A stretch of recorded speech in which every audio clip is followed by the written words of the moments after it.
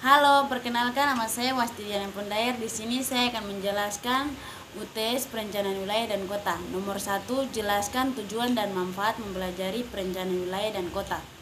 Tujuannya menciptakan kehidupan yang efisien, nyaman, serta pada tahap akhirnya menghasilkan rencana yang menetapkan lokasi dari berbagai kegiatan yang direncanakan.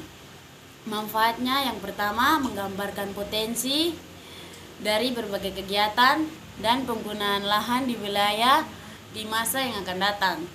Yang kedua, membantu memadu para pelaku ekonomi untuk memilih kegiatan apa yang perlu dikembangkan di masa yang akan datang dan di mana lokasi kegiatan.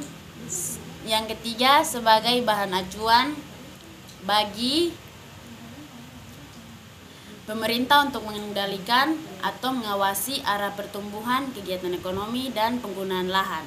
Yang keempat, sebagai landasan bagi rencana-rencana lainnya yang lebih sempit tetapi lebih detail. Yang kelima, manfaat optimal untuk berbagai kegiatan dari lokasi tersebut memberikan nilai tambah bagi masyarakat.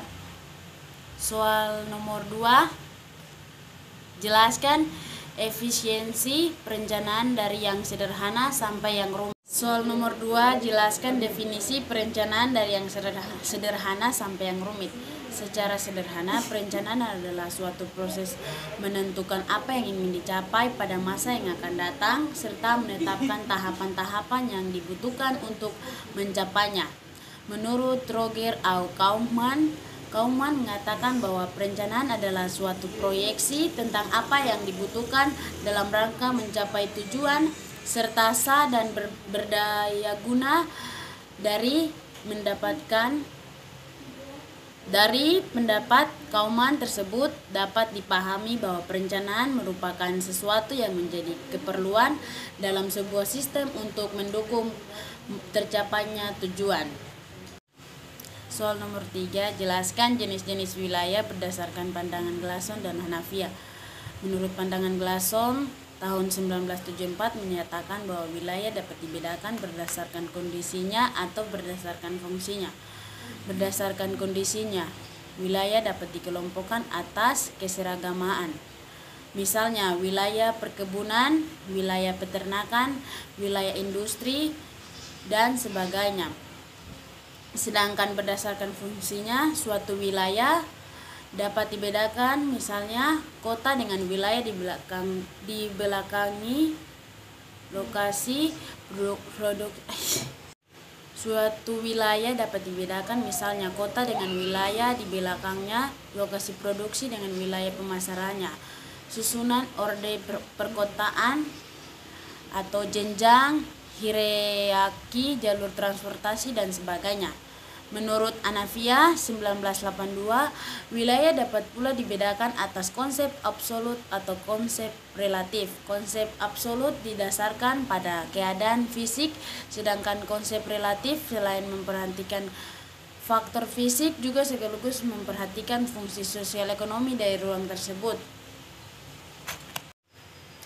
Soal nomor 4, jelaskan jenis-jenis kota dan cakupannya. Kota kecil 20.000 sampai 50.000 jiwa. Sebuah kota dapat dikategorikan atau diklarifikasikan menjadi kota kecil jika penduduk yang tinggal di kota tersebut berjumlah 20 sampai 50 jiwa ribu. Oleh karena itu, kita dapat mengklarifikasikan kota dengan melihat informasi yang ada. Sebaiknya informasi yang didapatkan berasal dari lembaga resmi pemerintah. Selain itu, dengan mengetahui jumlah penduduk yang ada di kota kecil, maka pembangunan di kota kecil dapat dilaksanakan dengan baik dan tepat, sehingga kebutuhan hidup penduduk di kota ini dapat terpenuhi dengan baik. Kota sedang, jumlah penduduk 50.000 sampai 100 jiwa. Klarifikasi kota berikutnya adalah kota sedang. Sebuah kota dapat diklarifikasikan ke dalam kota sedang apabila jumlah penduduk sudah mencapai 50.000 hingga 100.000 jiwa. Apabila kamu tinggal di suatu wilayah perkotaan, sebaiknya Kenali dulu klasifikasi dari kota tersebut. Hal ini perlu dilakukan agar pembangunan di kota sedang dapat berjalan dengan semestinya. Kota besar 1.000 hingga 1 juta jiwa, setelah kota kecil dan kota sedang. Klarifikasi selanjutnya adalah kota besar.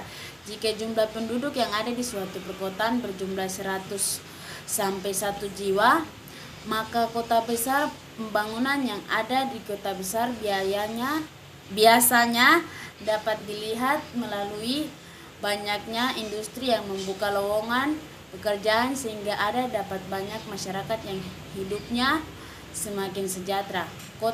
Kota metropolitan sekitar 1 juta jiwa, terkadang dalam suatu wilayah jumlah penduduk bertambah dengan cukup cepat termasuk wilayah perkotaan.